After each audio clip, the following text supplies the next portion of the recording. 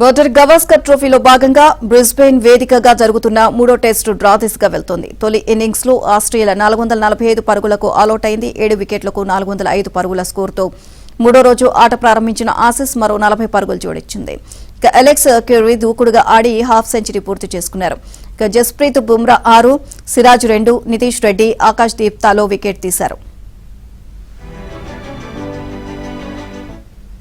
ఆదివారం మ్యాచ్ ముగిసిన తర్వాత బ్రిస్బెయిన్ లో వర్షం పడింది. దీంతో ఇవాళ మైదానం చిత్తడిగా మారడంతో అటు 5 నిమిషాలు ఆలస్యంగా ప్రారంభమైంది.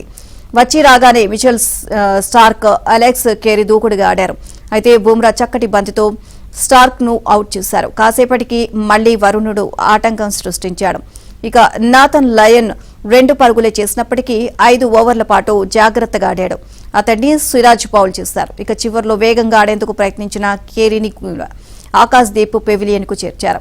ఇక ఆసీస్ ఇన్నింగ్స్ లో ట్రావిస్ హెడ్, స్టీవ్ స్మిత్ సెంచరీలు చేశారు.